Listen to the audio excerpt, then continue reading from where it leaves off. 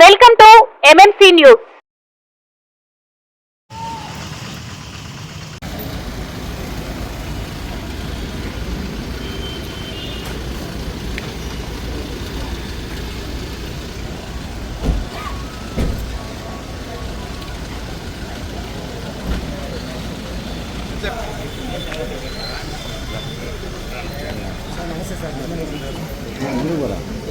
మీరు అటుపోండి అటుపోండి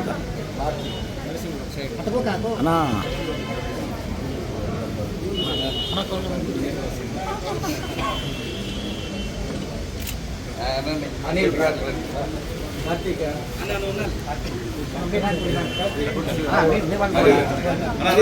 మీరే సార్ నరసింహ గారు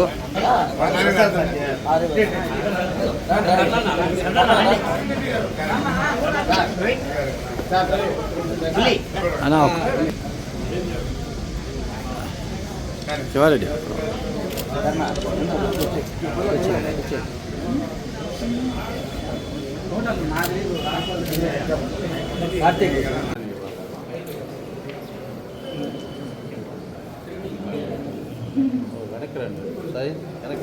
వెనక్రా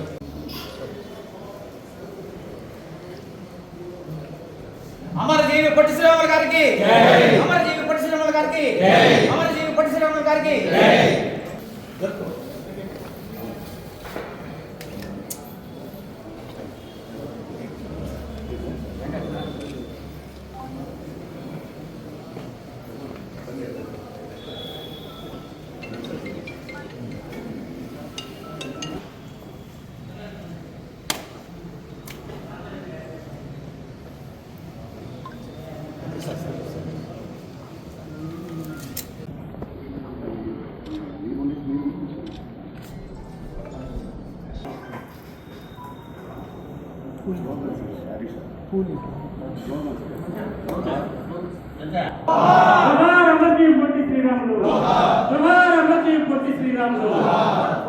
సాధిస్తాం సాధిస్తాం పొట్టి శ్రీరాములు ఆశయాలు సాధిస్తాం సాధిస్తాం సాధిస్తాం సాధిస్తాం సాధిస్తాం సాధిస్తాం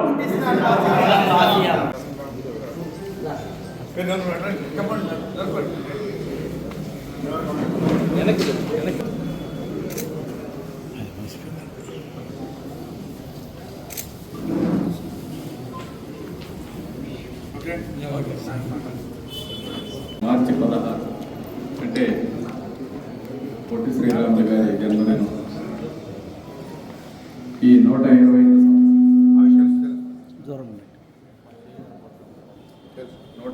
సంవత్సరాల జయంతి ఉత్సవాల సందర్భంగా ఈరోజు ఈ యొక్క చారిత్రాత్మకమైనటువంటి పొట్టి శ్రీరాములు గారిని స్మరించుకోవాల్సిన అవసరం ఎంతైనా ఉంది. అంటే రాష్ట్ర ప్రభుత్వం కూడా ఈరోజు పొట్టి శ్రీరాములు గారికి 58 అడుగుల ఎత్తుగలటువంటి విగ్రహాన్ని ఈరోజు అమరావతి దగ్గర ప్రారంభోత్సవం అదే ఓపెనింగ్ చేస్తూ ఉన్నారు, ఆవిష్కరణ చేస్తూ ఉన్నారు. అంటే ప్రభుత్వం కూడా మన గౌరవ పొట్టి శ్రీరాములు గారికి ఎంత వాల్యూ ఇస్తున్నారనేది మీ అందరూ కూడా అర్థం చేసుకోవాలి. అంటే పొట్టి శ్రీరాములు గారు గురించి మన అందరికీ తెలిసే ఉంటుంది. నెల్లూరు జిల్లా వాసి, అంటే నెల్లూరు జిల్లాలో వాళ్ళ పూర్వీకులు ఉండేవాళ్ళు.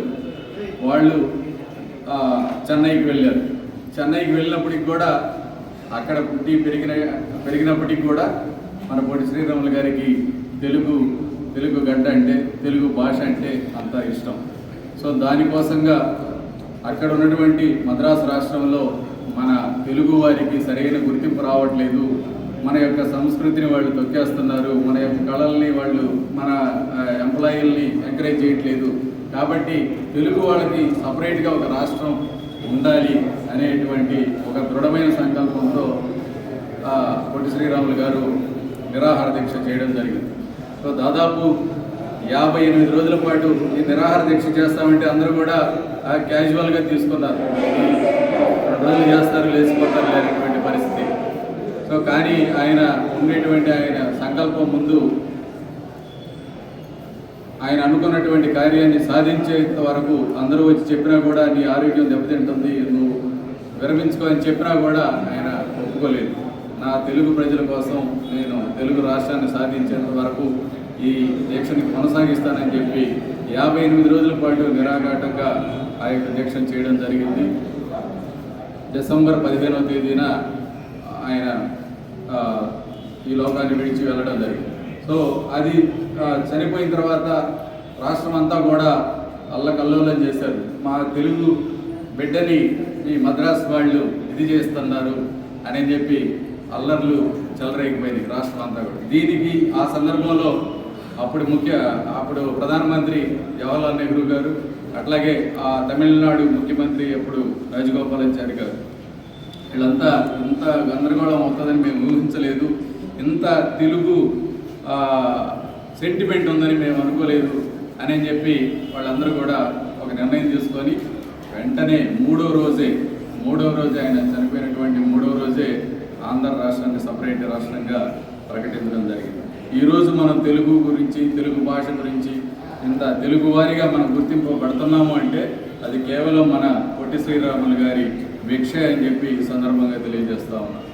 సో ఆయన ఎప్పుడూ మాట అనేవాడు, మన తెలుగు, మన ఒంటి మీద బట్ట మాసిపోయినా పర్వాలేదు, మన తెలుగు జాతి మాసిపోకూడదు, తెలుగు సంస్కృతి మాసిపోకూడదు.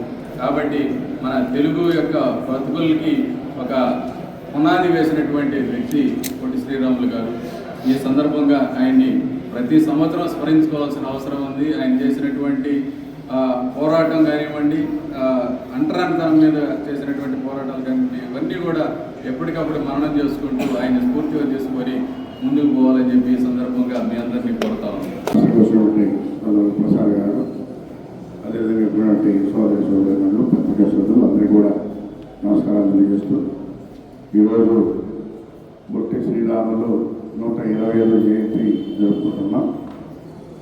అయితే వాళ్ళ తాతగారు వాళ్ళు నెల్లూరు కాబట్టి వీళ్ళ తండ్రి వాళ్ళు చెన్నైలో స్థిరపడ్డారు. వాళ్ళ తాతగారు వాళ్ళని గుర్తుపెట్టుకొని ఆయన నెల్లూరుకు వచ్చి మన తెలుగు భాష, తెలుగు అని చెప్పి ఆయన స్థిరంగా మనసులో ఏర్పడి ఆయన ఉద్యమం చేసి 58 రోజులు ఆయన ఉద్యమం చేశారు.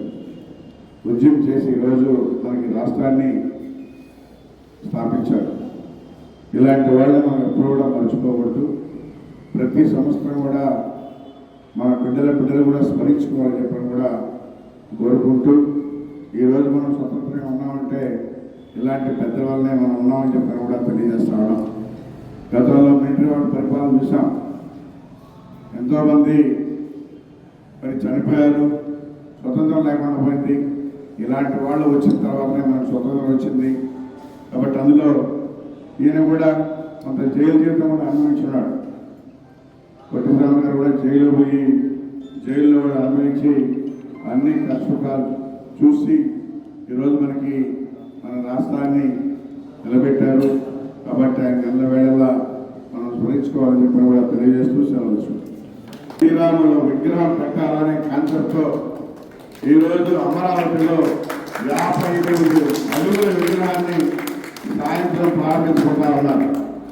ఎందుకంటే ఆయన విలువలు తెలుసు కాబట్టి ఈరోజు ఏ ప్రభుత్వం చేయనటువంటి కార్యక్రమాన్ని ఈరోజు మన ముఖ్యమంత్రి 58 అడుగుల విగ్రహాన్ని చేయించి ఈరోజు సాయంత్రం ప్రారంభించబోతుందని చెప్పని కూడా తెలియజేస్తా ఉన్నాం. ఆర్యవేట సంఘం తరఫున కృతజ్ఞతలు తెలుపుకుంటూ, అలాగే ఈరోజు మధ్యాహ్నం 3 గంటలకు అమరావతిలో పొట్టి శ్రీరాములు విగ్రహం ఆవిష్కరిస్తుంది. మన ఎమ్మెల్యే గారికి మా సంఘం తరఫున ప్రతి నియోజకవర్గంలో కూడా పొట్టి శ్రీరాములు విగ్రహాన్ని ఏర్పాటు చేయవలసిందిగా కోరుకుంటున్నాం మా సంఘం తరఫున. అలాగే మన వెంకటగిరిలో కూడా ఇప్పటికీ పొట్టి శ్రీరాములు విగ్రహం ఎక్కడా లేదు.